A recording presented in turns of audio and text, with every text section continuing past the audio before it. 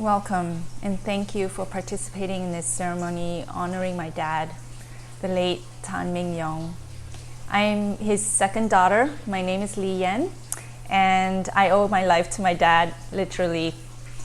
The story goes that my mom was in her first trimester of pregnancy and had to be admitted to the hospital because she was bleeding profusely.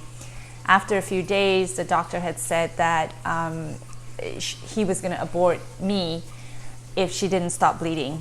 So my dad, in his attempt to help the situation, went and saw a Chinese geomancer who, in his divination practice, got the message that my dad needed to go home and fix something that had fallen off the bed.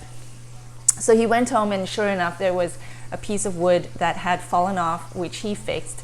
And miraculously, my mom stopped bleeding, and I choose to believe it was divine intervention.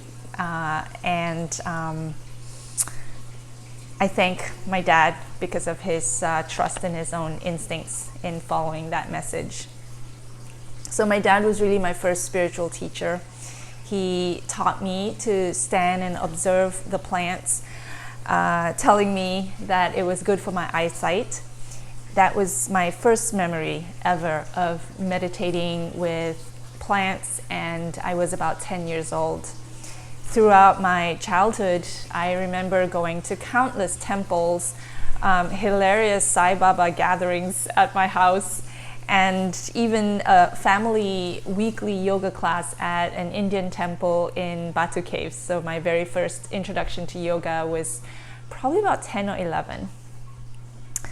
I also observed his patriarchal way of the Buddhist discipline, and in some ways that too taught me to embrace the divine feminine way of practicing devotion to unconditional love.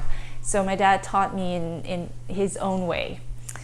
He wrote a book called The 3R Experience, and it was based on a retreat experience he wanted to give to people.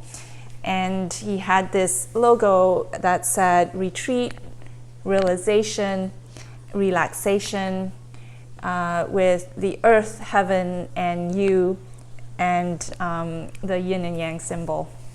So I just want to read a little something from in here where he talks about the benefits of a retreat.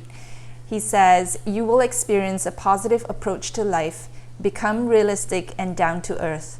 You will feel generally happy with things around you. You will radiate happiness and is cheerful with people you meet. You will naturally instill a sense of belonging in yourself and those around you, and most important, you purify your mind." So he's talking about the benefits of a retreat. And then he talks about realization and the powerful ingredients that, when you learn to appreciate and cherish them, will change your outlook to life, change your behavior, and transform your personality. So he's talking about our surroundings and nature, day and night, the sun and the moon, rain, thunder, and lightning, the 4 seasons, spring, summer, autumn, and winter, the trees and the shrubs, their importance in our society and life, matters concerning size, shape, and color, their usefulness to humans, using herbs as medicine, and all living beings. The book he wrote in the late 90s, which he never really fulfilled his dream of running retreats and living in the wild. So in my mind, I feel very honored to continue his legacy and to build on what he has taught me.